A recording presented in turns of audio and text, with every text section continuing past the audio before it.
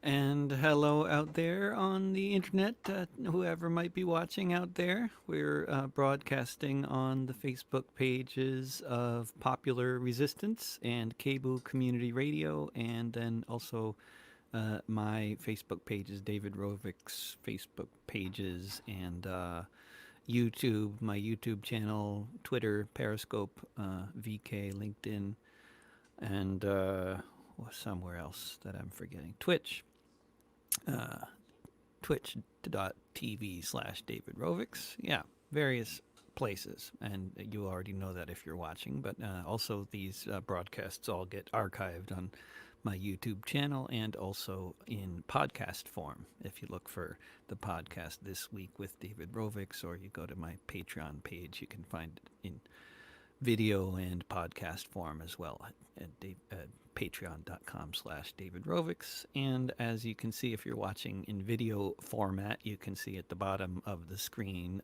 it keeps telling you that if you want to sign up for the next one, you just go to davidrovics.com/POMM for Pandemic Open Mic Monday. It's every Monday at 10 a.m. Pacific, noon Central, 1 p.m. Eastern, 6 p.m. GMT, 7 p.m. Central European Time. That changes depending on the time of year, but that's true at the moment anyway. The time, with the time difference as it is at the moment. And yeah, so every weekday pretty much. Occasionally there's a cancellation or something happens, but generally every weekday I'm broadcasting. So far, this is the 8th open mic in a row. Monday is also garbage day, so if you hear truck activity outside, they just timed the garbage pickup for exactly when my open mic was starting, but that's just the real world. So it's like real world background noises. You'll hear the birds come back soon. They all get quiet when the garbage truck comes around.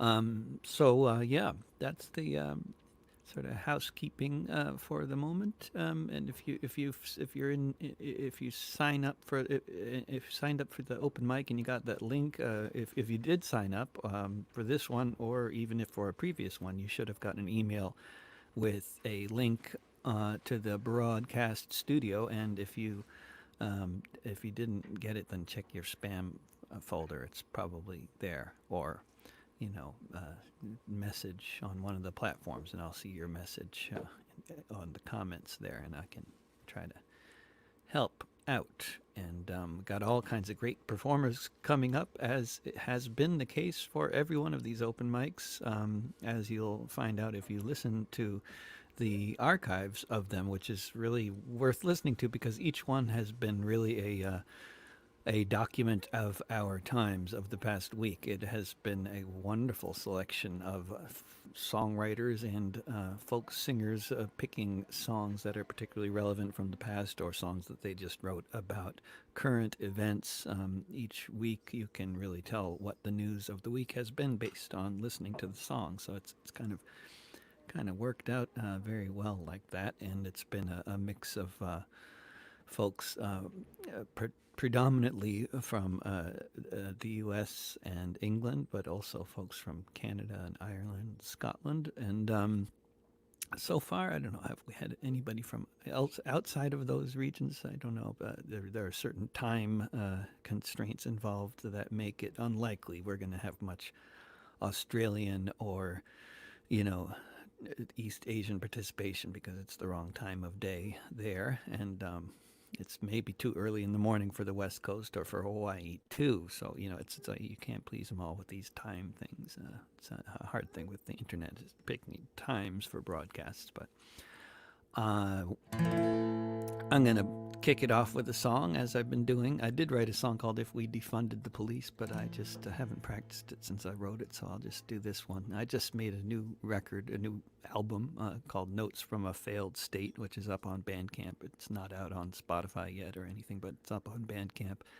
And so I remember the songs I worked on for the album, because I had to play them over and over again, as these things work. And this is one of them.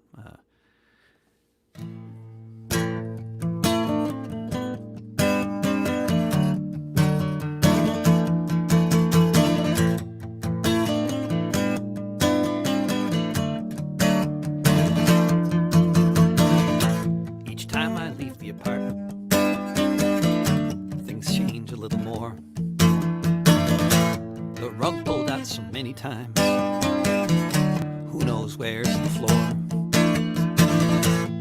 Folks look more ragged by the day, I can give them a few bucks. Wonder what the future holds, wish them luck as I walk on by.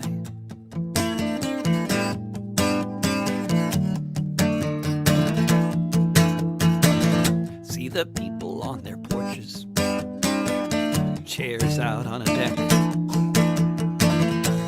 Sometimes you can tell which ones received their checks and which ones are still waiting after all these many weeks,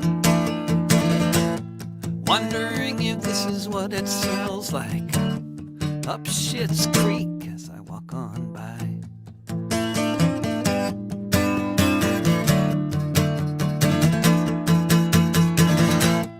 When my children ask me, I'm not quite sure what to say. Why the playground's always empty, where the kids all used to play. Why the people cross the street now, whenever we come near. Where did all the people go, who used to be here as I walk on by?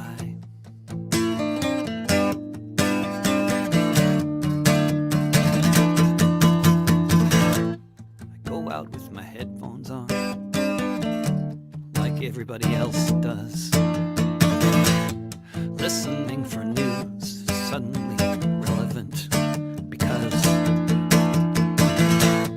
we all want to know how the pandemic might transform all of us still here, weathering this storm as I walk on by.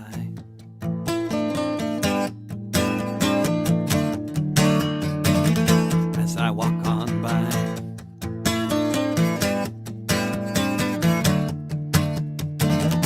As I walk on by.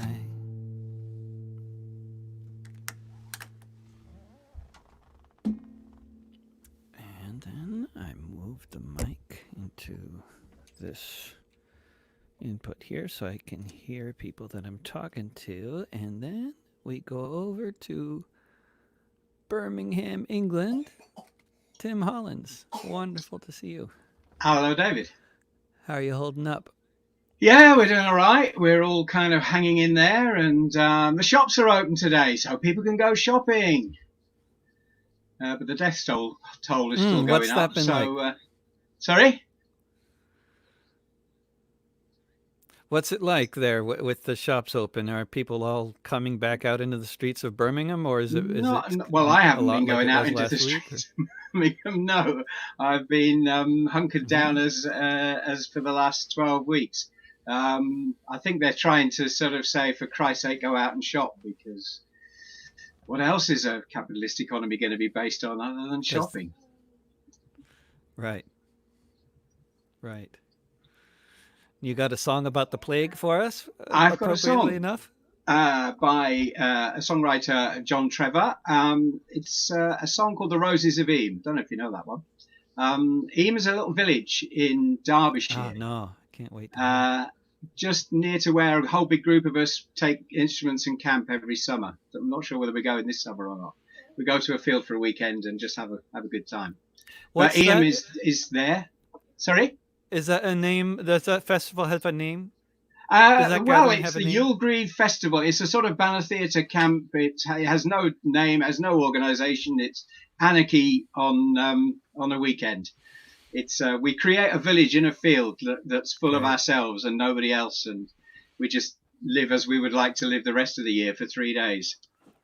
And it's something that's been done in Birmingham area since the 1970s. There's always been that weekend where people congregated, and as people moved away from Birmingham, they still come back, and they come back with their kids. They grow up. The younger people grow up and go away, and we don't see them for 7 or 8 or 10 years. And then lo and behold, they come back with their young kids and their tent and some instruments. So we all sit around a fire and play songs, and have a good time. It's the Youghrieve camp, I guess. Youghrieve is the village there. Wonderful. Okay, so Youghrieve is only about 5 miles from the village of Eyam.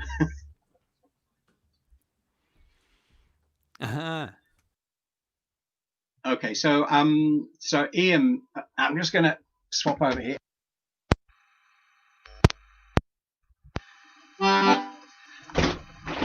Eyam is a little village in the centre of Derbyshire, in pretty much the centre of England. It's a gorgeous little place. Has a church, stone church from the Saxon times. Lots of cottages around, a pub, of course, which is closed at the moment. And if you just go beyond the cottages, you'll see a line of stones. If you go to Eyam, you'll see them there now. And there's a line of stones that is the remains of a wall. And this song tells the story of that wall. I guess it's the lockdown of all lockdowns. It's called The Roses of Eyam.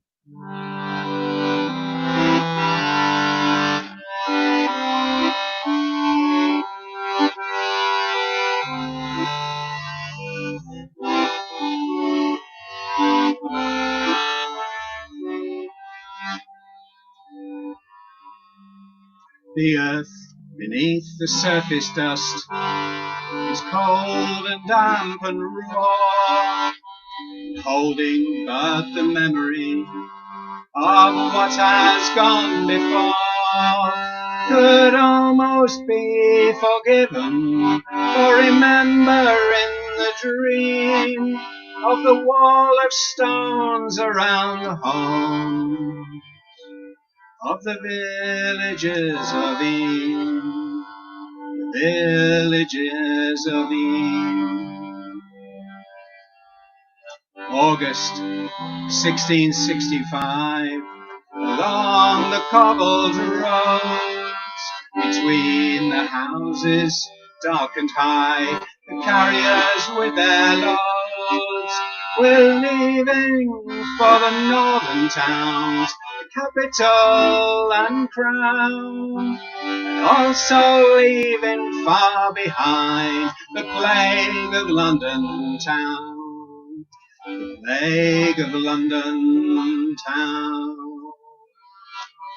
George Vickers was a tailor to the village life of Eyam, and to his house a case of clothes from London town was seen to be delivered one fine day in September 65. Nevermore was Tailor Vickers ever seen alive, ever seen alive.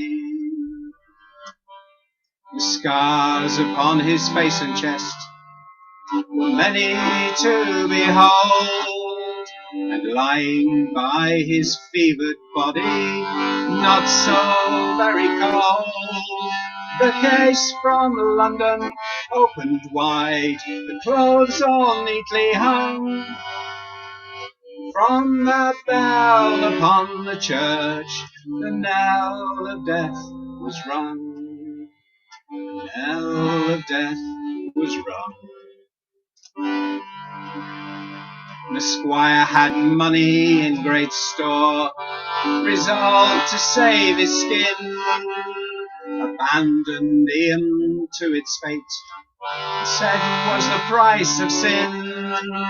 But the villagers lost friends and hope, the dead lay all around. They dragged the bodies to the wood, to lay them in the ground, to lay them in the ground. There followed 60 scarred and bleeding, buried in their grave. And Thomas Stanley stood above, told them Jesus saved. But Stanley was a Puritan, an enemy to heed. To Montpasson he the Anglican who held the rector's creed, who held the rector's creed. The differences between these men, which were so very wide, were shattered by their desperate need and rudely cast aside. The voices of these two were joined, their words were not in vain. They called the villagers to meet. This plague must be contained. The plague must be contained. And the village people took their word, agreed to stay and die. And they built that wall around the village, not so very high, but high enough that they might know, though it mean their lives, the plague must stay behind the wall, with the children, friends and wives, children, friends and wives. For 6 long months the wall did stand, and honest to their word, the families died, the Friths and the Siddles never more were heard. The Thornleys, Hancocks and the Torreys buried in the ground. The Coopers and the Vickers never made another sound, never made another sound. The dawn that rang that final bell left 33 alive, from 360 in September 65. The villagers rebuilt their lives with those who still remain, and the name of him can still be seen. That plague had been contained. The plague had been contained. Today the church and cottages stand silent around the green. The border stones that built the wall can easily be seen, and the heroes of Ian, their names 300 strong, they built a wall and refused to flee. We honour them in song, we honour them in song. The earth beneath the surface dust is cold and damp and raw, and holding but the memory of what has gone before, can almost be forgiven, remembering the dream and the wall of stones around the homes of the villagers of Eden, the villagers of Eden.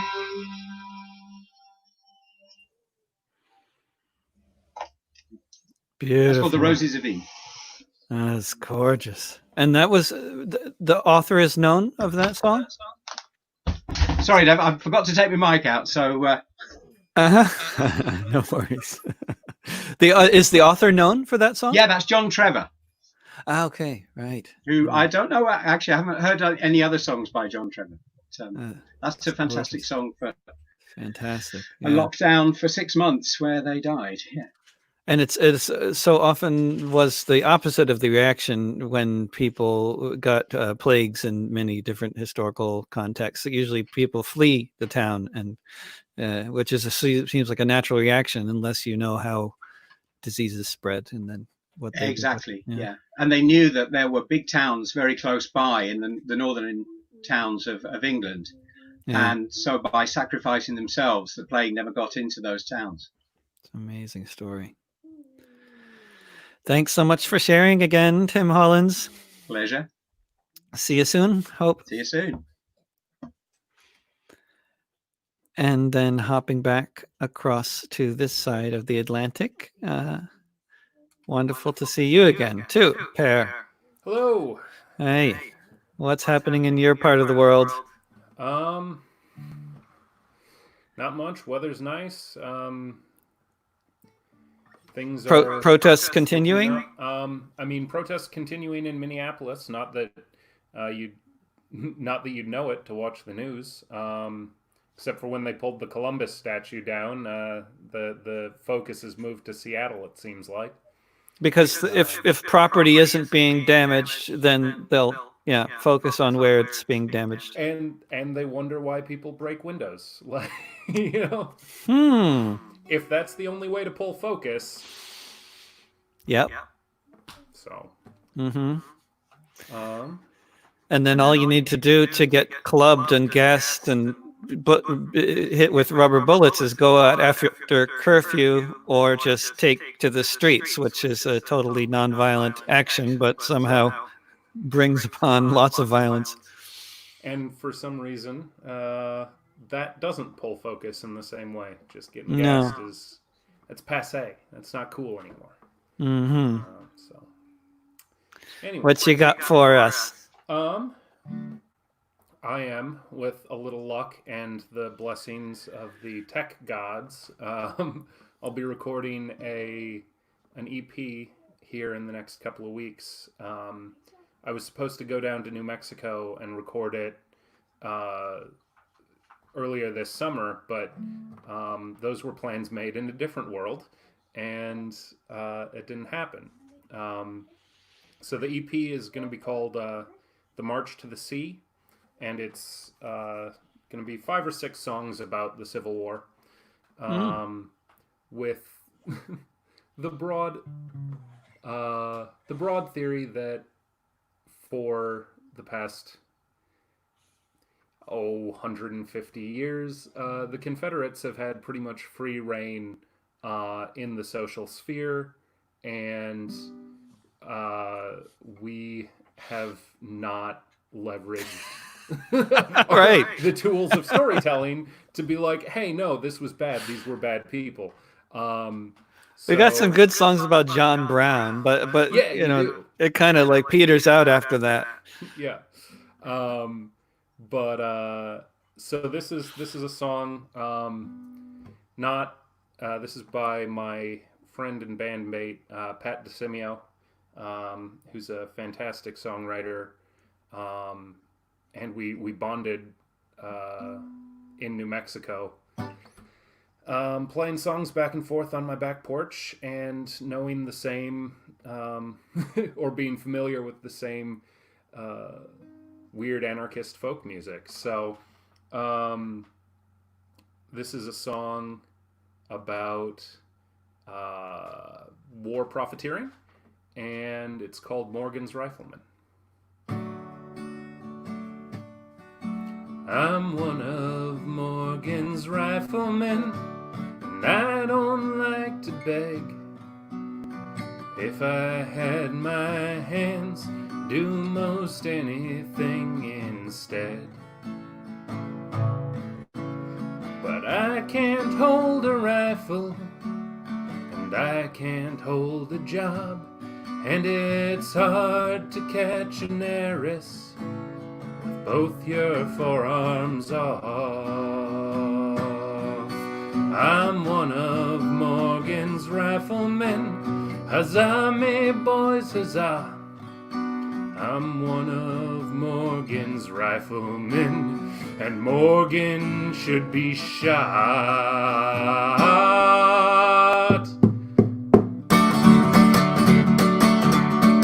I'm one of Morgan's riflemen, and Morgan's man indeed.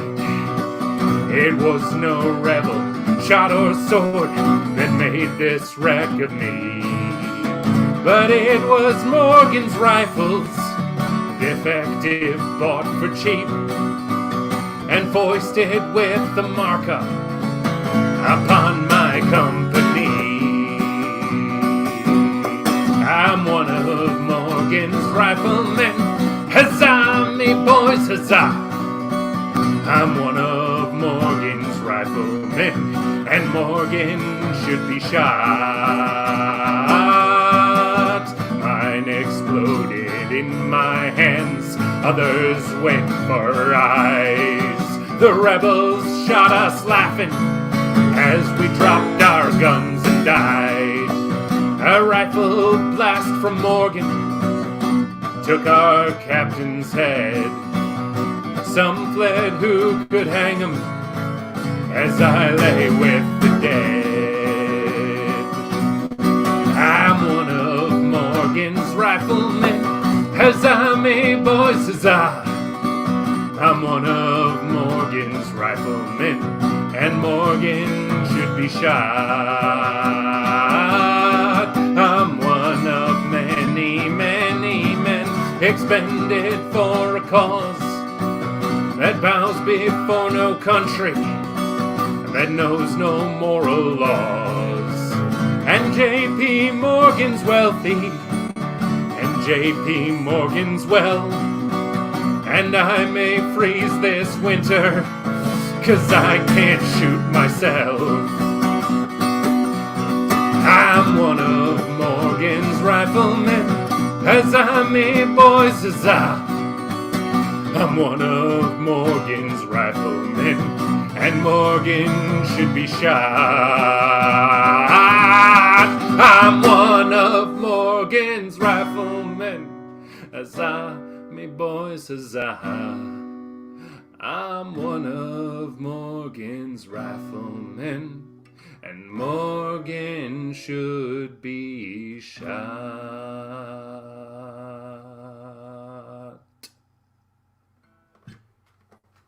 Yeah, excellent. Thank you. He sent that to me as a. It was a straight up ballad in his demo, and I was like, no.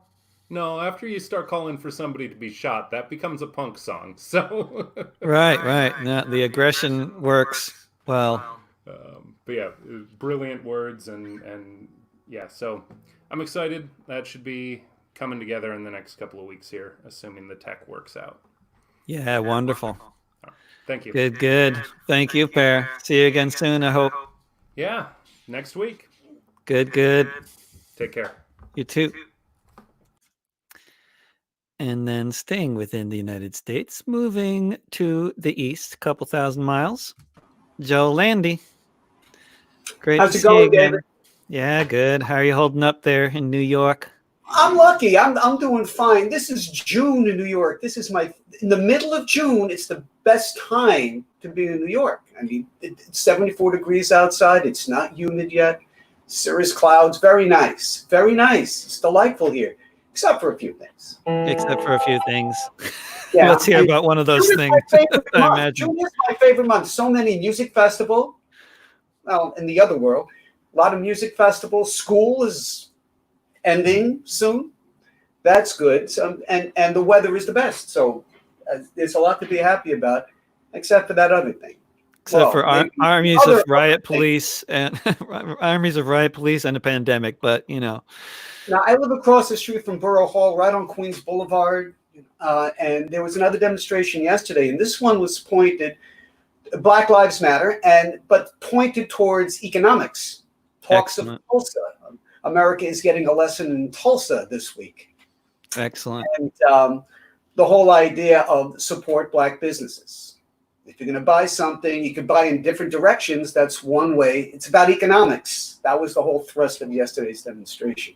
And I imagine the economics of companies like Starbucks and Amazon saying they support Black Lives Matter while they pay their Black employees along with their white employees like a sub-living wages. Yeah. Well, one of the things I want to remind people about is that in New York City and around the world on June 21st, let's backtrack a little bit. In Paris, and you probably know this, on June 21st, it's a special day. Buskers are in the street making music. It's all about making music outside. I forget What's the occasion? The summer June solstice. 21st. There's just the solstice. Mm-hmm. Yeah. So, fête de musique in France. And that tradition came to New York City 14 years ago. And so on June 21st, all over the city, outside, inside of the training, but outside, the idea is for people to make music. And it's a good thing. And we can't do that this year. So now, Make Music New York, and you can go online and look at Make Music New York, but it's a phenomenon in various cities. I'd be curious to know if there's one near where you live. And the Make Music New York people were doing something online. And one of the challenges is they partnered songwriters up to you do that person's song and they do your song. So that's one of the things I was working on yesterday. But that's not what I'm going to do here today. See, there's a rumor that I play a lot of political music because I'm hiding behind it, and I don't want to play personal songs. So let's put that rumor to rest here.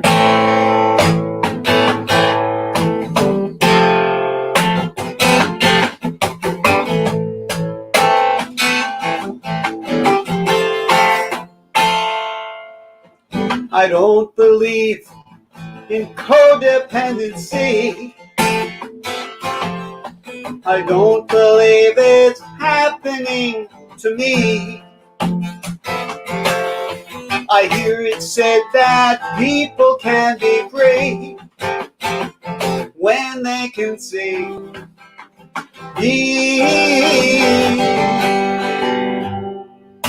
Addiction is avoidance of the pain of some unsettled conflict in my brain. I wish I wasn't so proud or so vain. I know I'm sane. Hey, and I declare my human rights. No more self-hate and sleepless nights. There's so much I want to do. I'll have my fears, I'll face them too. I feel I love myself at last. Present's mine, what's done is past. So far away.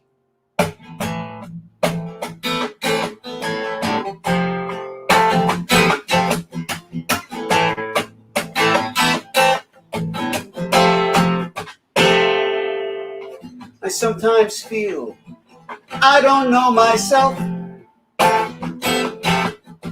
or if I can be trusted with my health. I wish to God I was someone else instead of me.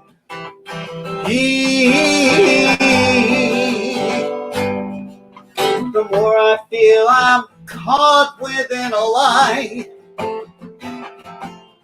the more I feel pressure to deny, to be the person an analyst can't buy.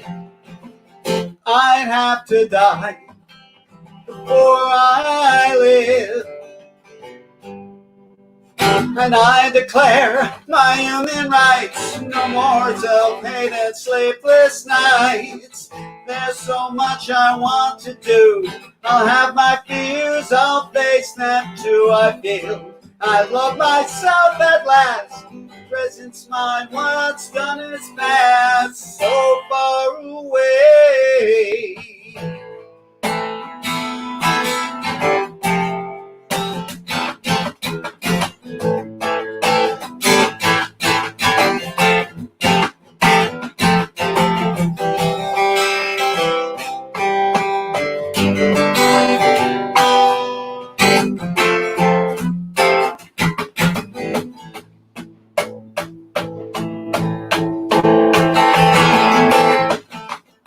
If everything we do is love or fear, and if I don't love myself, my doom is clear. Why do I go on avoiding why I'm here? It would appear I prefer losing, and I might die before I understand what it is goes on inside a man. He leads one thing and does the other when he can. And away he ran, of his own choosing. And I declare my human rights, no more self-hate and sleepless nights. There's so much I want to do. I'll have my fears, I'll face them till I feel I love myself at last. Presence mine, what's done is past, so far away.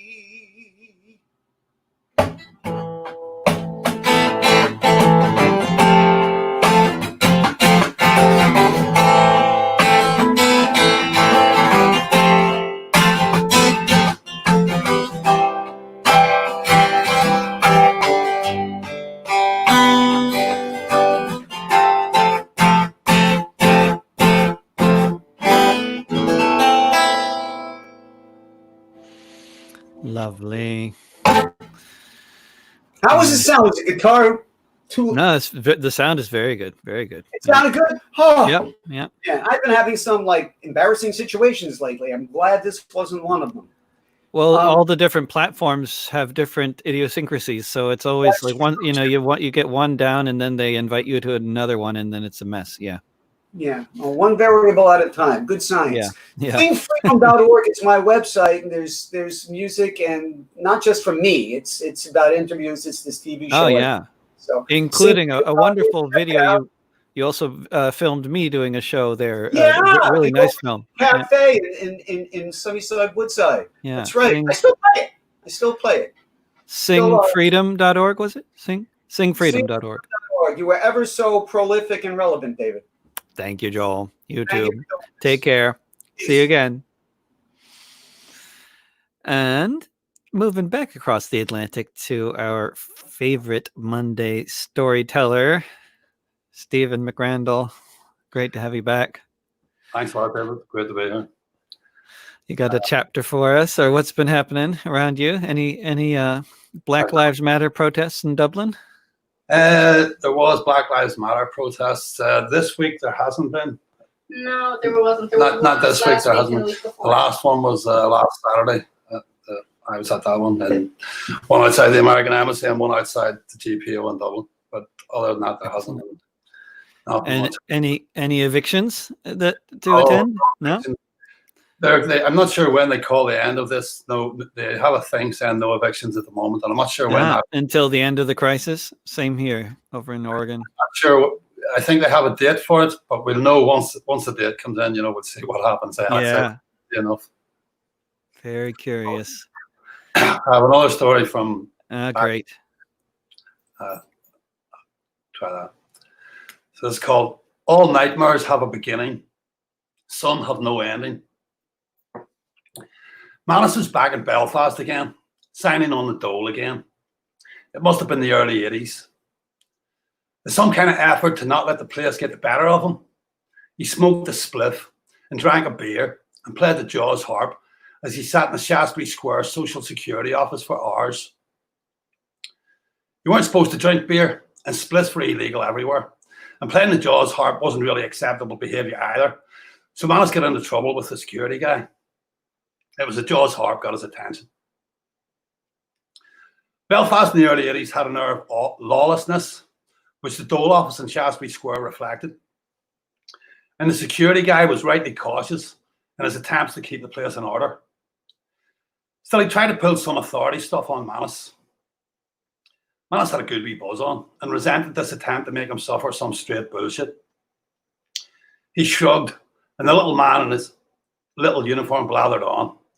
"And I'll tell you better than that, you're not supposed to be drinking beer in here."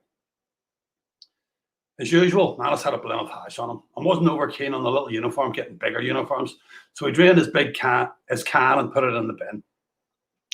"Give them a uniform and some people just turn into little Hitlers," the woman sat next to Manus said.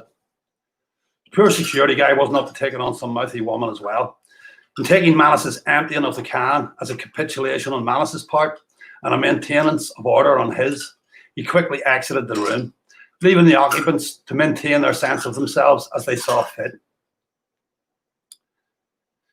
Manus met an old classmate from his school days in the Dole queue. Sugar, the boy had been nicknamed at school because he was less macho than the school demanded.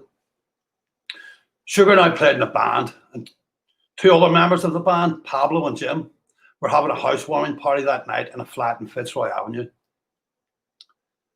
So, next morning, Manus woke up in a flat in Fitzroy Avenue. The floor was strewn with empty beer cans and bottles and spilled ashtrays. Manus lay on a settee. There was a poster on the wall, a picture of a long pair of legs and fishnet stockings. All nightmares have a beginning, some have no end, said the words around the legs. Jim was awake too. They both consumed large amounts of alcohol at the party. Now they both felt a bit delicate. In the previous year, Jim had actually lived in this same flat with a woman and their child. He had broken up with a woman in London, and now, bizarrely, he found himself back in Belfast in the same flat, but without the woman and the child this time. There were still some little knickknacks that had remained in the flat from their time together. A miniature statuette that the child had used as a toy stood in the corner shelf. He'd even found a snapshot of the three of them in one of the kitchen drawers. Manus and Jim hoped out down the back of the settee for tobacco or coins and found both, plus a good big nodge of red Lebanese hash, and things were looking better. Made a cup of tea and relaxed for a bit with a cup of hot tea and a smoke. Manus had his back to the window, and all he saw was Jim's face, not looking so relaxed anymore. "There's a uniform pointing a machine gun through the window," said Jim. Manus hoped it was some kind of sick joke he could severely reprimand Jim for, but turning his head around, he saw a uniform pointing a machine gun through the window. Manus nicked a joint, and Jim stashed a hash down his sock. Accompanied by Manus, Jim opened the back door. He asked what the problem was. Uniform didn't say anything, but motioned them back into the flat with his gun. Jim was nervous. Armed uniforms tended to make him like that. They had the same effect on Manus. Jim kept asking, "What do you want? What have we done? Did somebody report us?" More uniforms arrived. None of the uniforms deemed it necessary to answer Jim's questions. The armed uniforms had the attitude of conquerors. They asked for identification, and Manus and Jim produced their unemployment cards. They were disgusted by Manus and Jim, unshaven, unclean, unemployed. Some uniforms went into the other room, and Pablo was told, "Get your cacks on." Pablo subsequently appeared sheepishly in his dressing gown to stand like Jim and Manus in front of a wall with machine guns pointed at them. Manus made some attempt to lighten the situation or relieve his tension and said to Pablo, "I was feeling bad enough this morning." He made a half-hearted attempt at a laugh. Pablo made a weak smile and looked at the ground. One of the uniforms spoke then. "I was feeling rough myself," he said, as though he were on the same side as them. Manus looked at him and the gun he had trained on him. Manus looked down at the ground. Jim kept asking why this was happening. "Did we get reported for something?" The police blanked Jim's questions. Their lack of response was intimidating.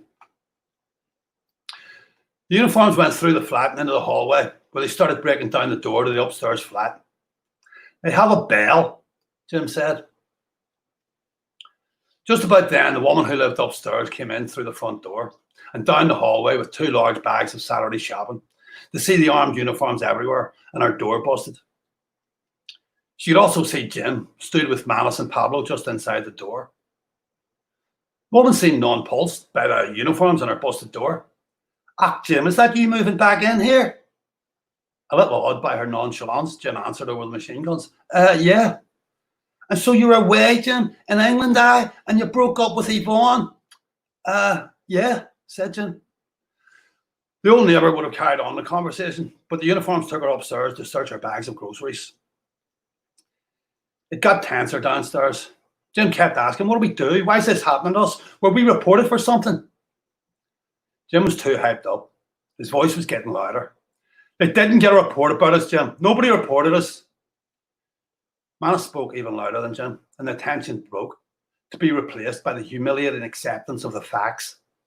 Armed uniforms can do as they please, and they give no account of themselves.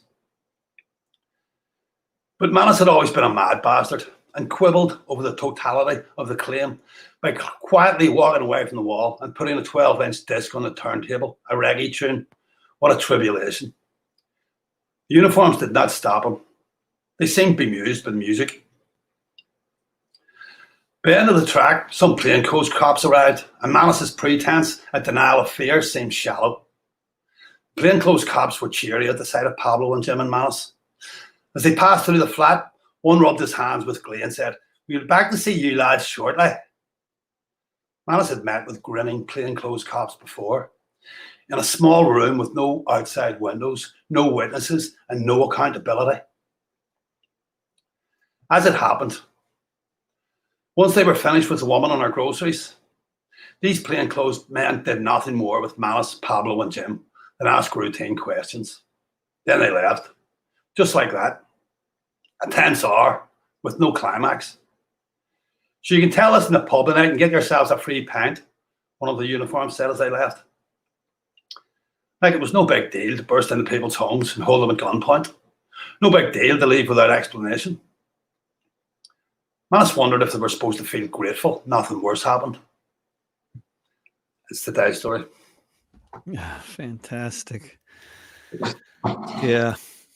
And after going through a scene like that, there is that combination, that bizarre combination of feeling grateful and feeling traumatized at the same time, isn't there?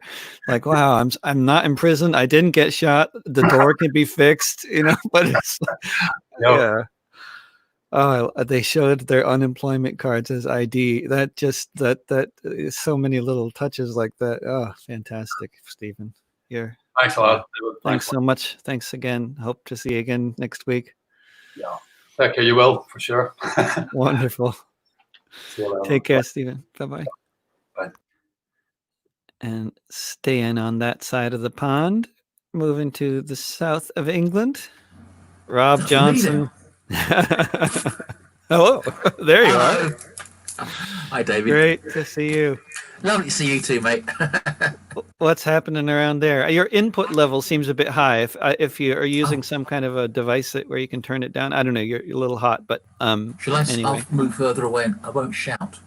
Yeah, maybe that's. I don't know why. Yeah, don't shout anyway. No need to shout, Steve. Right. Yeah. What's been going on around there? Lots of protests, statues coming down, all sorts of things. People are getting quite lots of debate really about suddenly statues. A lot of people who probably wouldn't have given a toss about a statue suddenly seem very excited about the fact that they represent the entirety of history, and if you take a statue away, all of history suddenly vanishes. And so people, particularly of a right-wing tendency, they've developed this sport as pastime of going and standing around statues in case somebody wants to take them away, thereby eradicating all of known history, and more particularly their history, because it's their history that they think they're protecting. We had it was quite an interesting Saturday. There was a big Black Lives Matter march and rally in Brighton. I didn't go, got a dodgy foot, but Harry and Arvin went. It was great, 10,000 people and 20 fascists standing around the war memorial, protecting it in case people wanted to take it away. Whereas in London, the Black Lives Matter march, they decided to call off the demonstration because the far-right Football Lads Alliance were mobilising. Every lager-drinking fuckwit from the whole of the country was being summoned to defend statues in the middle of London, and it was quite a good strategy because with no Black Lives Matter people there to abuse, the far right disgraced themselves magnificently by punching cops and pissing all over the place and making even the Daily Telegraph was appalled, quite frankly appalled at how awful these people are. And they were apparently around Winston Churchill doing nasty salutes, saying that's it. So the far right covered themselves with glory on Saturday in London, and Yeah, protecting the Churchill salute with Nazi salutes, the Churchill statue with Nazi. It's a little bit interesting. I mean, we know he was a monstrous old racist neo-fascist. I mean, imperialist. Yes. They probably don't. They probably haven't read books. They just think that he was a great Englishman. Yeah, that's right. He's on the £5 note, and so obviously terrible black people want to take him down. I think some a bit of graffiti on him in the last Black Lives Matter. Of course, there was the punk demonstration that gave him a green mohawk, and that so upset the nation. It is interesting. It is interesting because I try to avoid shouting at people on Facebook, but even in this kind of collateral way, you get people mumbling and grunting about, how they don't want statues being taken down because somehow that is. And you have to think, well, this is not obviously history isn't a statue, is it? It's a lump of stone that the ruling class put up like a vanity project. But it is strange that people think that somehow these vanity projects of the ruling class represent some kind of history. So I suppose it's interesting because it does open up a kind of debate, and it does open up the ideas of what is society, what do we want to remember, how do we view ourselves, and when the fuck are we going to stop reverencing greed and power? Basically that's it, isn't it? These statues are reverencing greed, power, and unpleasant behaviour. And can we just move beyond that, please? At some point. It would be nice. It would be really nice if we stopped tugging our forelock and going, "Oh, statues." No doubt. Yeah. You got a song for us? Yes, Have you been writing anything? Sorry, rabbiting about all that. Rabbiting about is good. We want more of that too. Okay, sorry. Yes, I'm going to do a song that I wrote a few weeks ago. I like Per. I'm halfway through a recording. Well, no, I'm nearly finished a recording project, but I did envy him because he says I was going to go to New Mexico. I mean, that's just showing off. That is, Per. That's just showing off. I was going to go to New Mexico. I go over the downs to Ali's studio in a barn, and that's just showing off. Anyway, so yeah, out the downs in Ali's barn, I'm recording all the pandemic songs, and this is one of them. Great.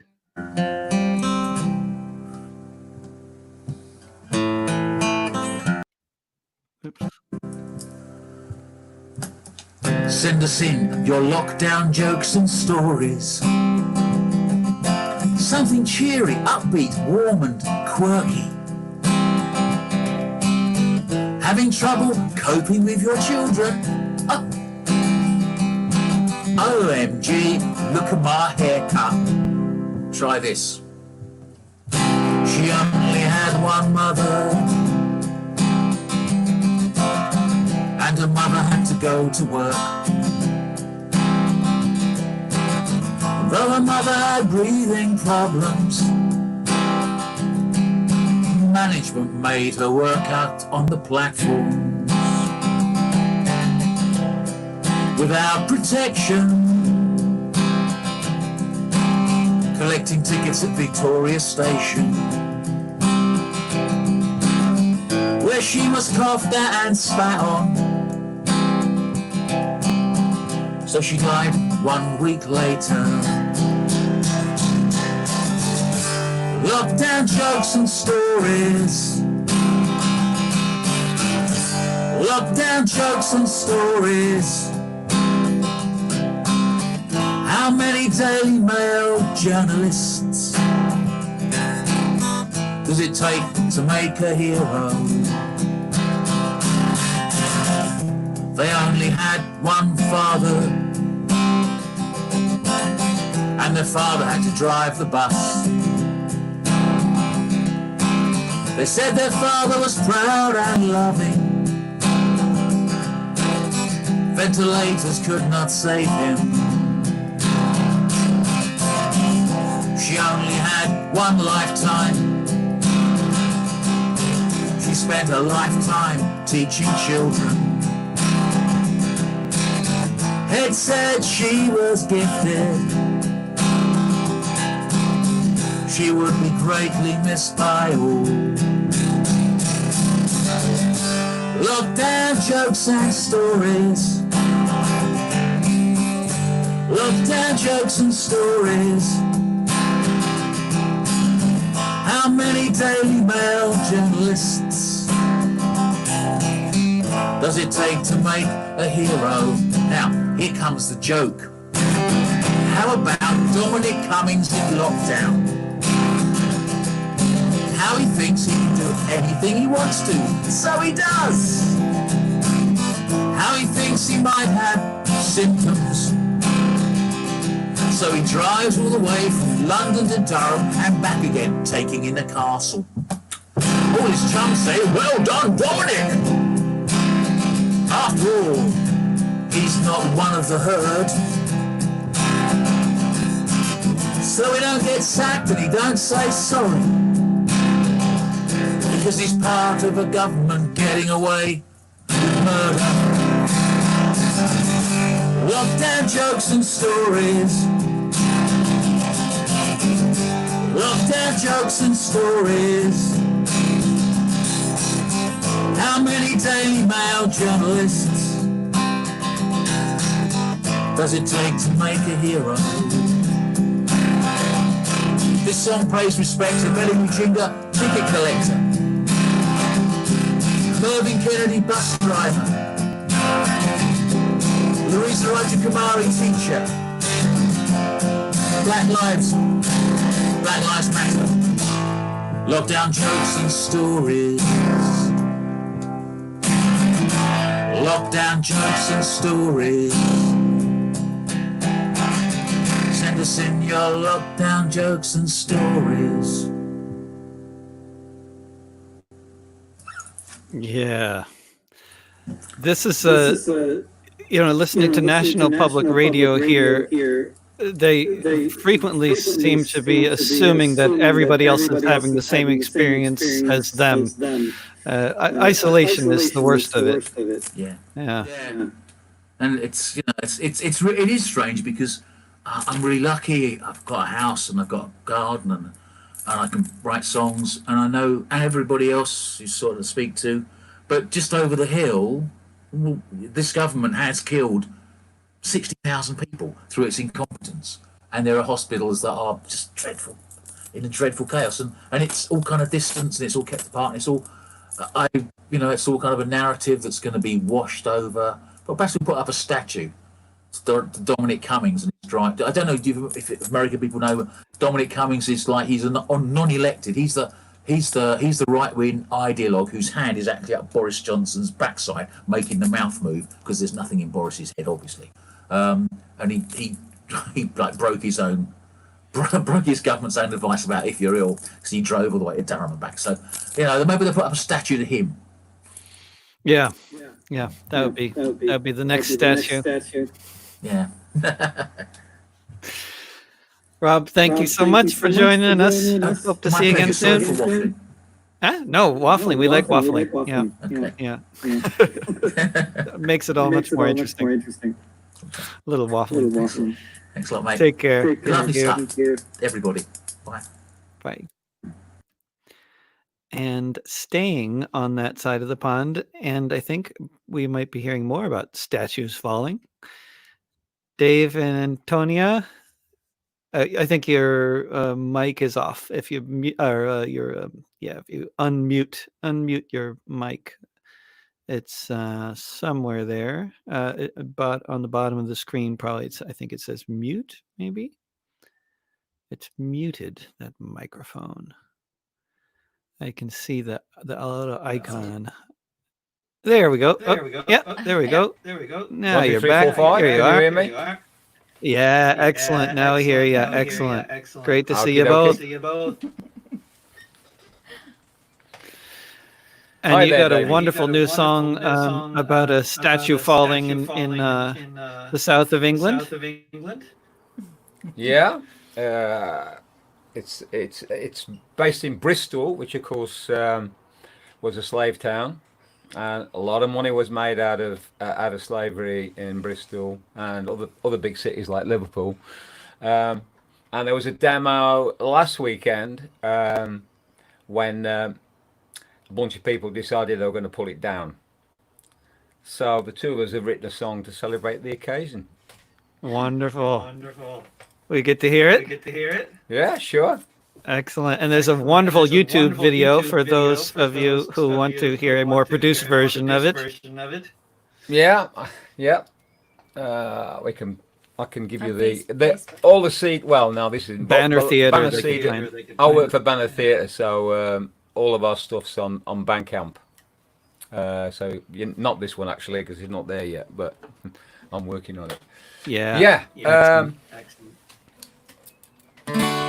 So this song is called "Bring 'Em Down." It's kind of evolved out of a sea shanty of the same name called "Bring 'Em Down," and here we go. It's based on Edward Colston, who was a slaver in Liverpool, in Bristol. Notorious slaver, and of course there's a great big statue celebrating his wonderful life and the great contribution he's made to all of us. Nothing, of course, we don't get to hear nothing about kind of people from our side of the fence. And living in Birmingham, I know for years we've been trying to get a celebration of the fact that we had back in the 70s, 20,000 car workers came out in strike in support of the miners and closed the coal depot down and refused to move until it was closed. You try and get a plaque to celebrate that, never mind a statue. So yeah, I think it's about time we started pulling them all down.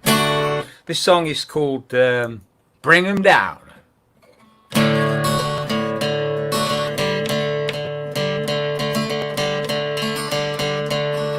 Poor old Edward Colston, you're no longer on your print.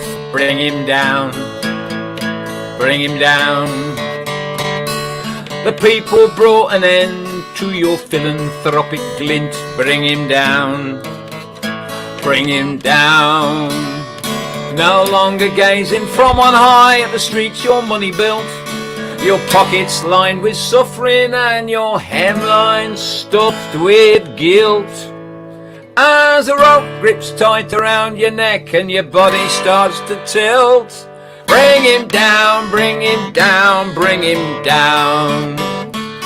For 150 years or more you stood up there so fine. Bring him down, bring him down. Looking down on Bristol docks where the slave ships were aligned. Bring him down, bring him down. 100,000 lives you tore from the native land to pilfer bumper profit into your greasy hands. So farewell, Edward Colston, this is your final stand. Bring him down, bring him down, bring him down. So raise a glass of Jamaican rum to the crew of Bristol town. Bring him down, bring him down. Who climbed the lofty pedestal and pulled the bastard down. Bring him down, bring him down. They rolled him down the city streets, cheering by his side. They took him to the old slave docks and dumped him in the tide. So farewell, Edward Colston, enjoy your final ride. Bring him down, bring him down, bring him down. So Nelson, Rose and Churchill, take care and watch your backs. Bring him down, bring him down. Who knows when the dismember crew might go on the attack. Bring him down, bring him down. So all you highborn Tories, there's no more to discuss. Get down off your pedestals and please don't make a fuss. We only want to do to you what you have done to us. Bring 'em down, bring 'em down, bring 'em down. Bring 'em down, bring 'em down, bring 'em down. Bring 'em down, bring 'em down. Bring 'em down. Fantastic. That last verse is like, I want to make a poster with that one. Excellent. That could make a great poster, actually. That whole last verse with the chorus and a picture of a good statue coming down. Yeah, lots of good visual art potential. Some images on which we put up with the song, so we got some pictures of you. Yeah. Excellent. Thanks so much for joining. Okie dokie. See you again soon, I hope. Yeah, Bye. love to. And that's a song from Dave Rogers of Banner Theatre. That was Antonia from Banner Theatre there in Birmingham next to him. And this concludes the 8th weekly Pandemic Open Mic Monday. And you can find all of these, this one and all of the rest, archived in various places, including in the videos section at Popular Resistance and Kebu Radio's video section on Facebook, on their Facebook pages, as well as at youtube.com/drovics in the Discussions with David playlist, and in podcast form if you look for the podcast This Week with David Rovics on any podcasting platform. You can listen to it in audio form, all of these open mics, as well as the various programs I've been doing every weekday, most every weekday morning at 10 a.m. Pacific, noon Central, 1 p.m. Eastern, 6 p.m. GMT, 7 p.m. Central European Time. Every weekday, the open mics are every Monday. You can sign up at davidrovics.com/POMM for Pandemic Open Mic Monday. And then on Tuesdays, I host Fifth Estate Live, produced by Peter Werby, where we interview various contributors to the Fifth Estate magazine. And then Wednesday through Friday, I've been doing hosting a self-produced thing called Discussions with David, where I interview various people, mostly folks I would otherwise be seeing if I were traveling and playing music like I used to do. Speaking and hope to do again someday. And speaking of which, I have a new album out on Bandcamp called Notes from a Failed State. And I'm also working with a bunch of other artists to get something called the Portland Emergency Eviction Response off the ground. And you can find out about that and sign up and join the team at artistsforrentcontrol.org. And then we'll be sending you push notifications, texts on your phone if there's an eviction taking place, so we can all go say hello to the police. And hope to see you all out in the streets here in the Matrix, and eventually on the road at a gig someday. Who knows when? And until then, don't pay the rent, and mutual aid will get us through. Hope to see you again soon. Bye-bye.